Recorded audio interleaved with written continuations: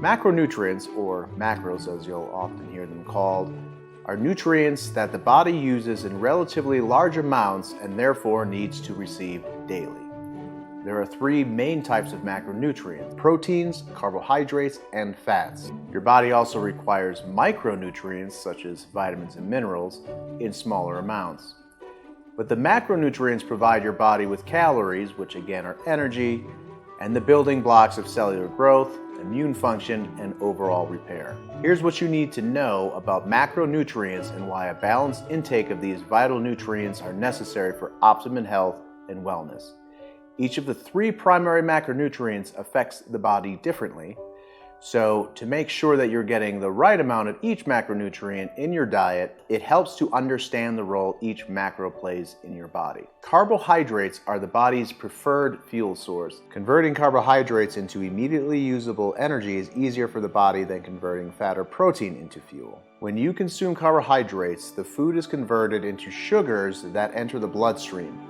These sugars, in the form of glucose, can be an immediate source of energy or stored in the body's cells to be used at another time, called fat.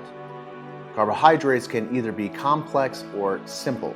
Complex carbohydrates are made up of long strings of sugar units that take longer for the body to break down and use.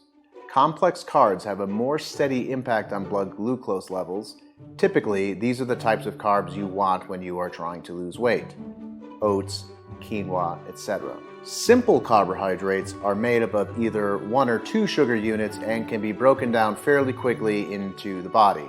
Simple carbs have a fleeting impact on blood sugar levels. Some types of carbohydrates, when consumed in isolation, such as juice or sugary candy, can cause blood sugar and energy to rise quickly and then drop shortly after. Call that a sugar high.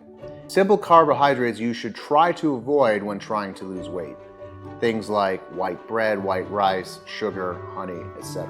The next macronutrient is protein. Protein provides the body with amino acids, which are the building blocks for muscle and other important structures such as the brain, nervous system, blood, skin, and hair. Protein also transports oxygen and other important nutrients. In the absence of glucose or carbohydrates, the body can reverse process protein to use as energy. Your body makes 11 amino acids on its own. There are 9 amino acids that your body cannot make, known as essential amino acids, which means you need to consume them through your diet. You can consume different types of protein to get these amino acids.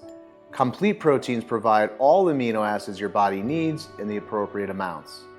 Most of the common sources of complete protein are meat, poultry, seafood, eggs, milk, and quinoa.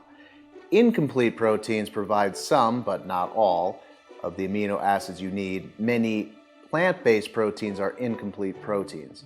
However, when they are consumed together as complementary proteins, you can get all the amino acids that your body needs. Nuts, seeds, and most grains are examples of incomplete proteins. You can consume these foods separately or together throughout the day to get the essential amino acids you need. The third macronutrient is fat.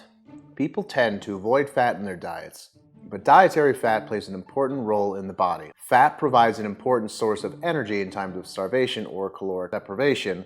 This is what your body uses for energy when dropping weight, like right now in our course. It is also necessary for insulin, proper cell function, and protection of our vital organs. Excessive calorie intake in the form of saturated and trans fats, however, has been linked to a variety of diseases, including heart disease and diabetes type 2. When calorie counting, it is important to understand that fat contains nearly double the calories per gram as protein or carbohydrates. There are different types of fat that can be part of your daily diet. Specifically, dietary fats might be saturated or unsaturated. Saturated fats come mostly from meat and dairy products. These fats are generally solid at room temperature and tend to be shelf stable for a long time. However, when it comes to cardiovascular risk, saturated fats should be avoided from meats versus dairy. Full-fat dairy products either has a neutral or beneficial effect on cardiovascular health.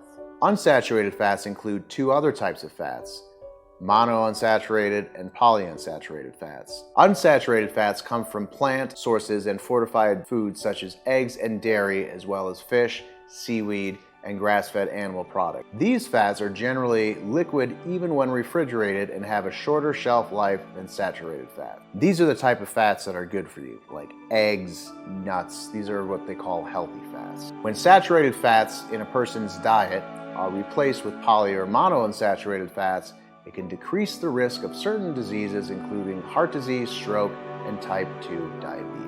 Now that we know the 3 main macronutrients and their functions, we can put them together to help us lose weight. After all, there have been many scientific papers and studies on this subject. I'm sure you've heard low carb is the best way to lose weight. Well, that's actually mostly correct. But you don't have to, and probably shouldn't, go on a no-carb diet to lose weight, as it will usually come back as soon as you come off it in the form of water weight, as it's also hard to stick to. Remember, carbs retain water, so when you eat carbs, water is coming back onto your body also. The general macro ratio for weight loss is a moderate fat, meaning 20 to 30% of calories, moderate carb, 30 to 40% of calories, and a high protein diet, 25 to 35% of calories. I would personally also advise a 20-40-40 split to lose weight if you are someone who is weight training regularly. In summary, tracking your macros and hitting goals within a calorie allotment is a great way to keep your metabolism humming when hitting a wall. In the next video, I'll be explaining body types and what macros typically works for each one. We'll see you there.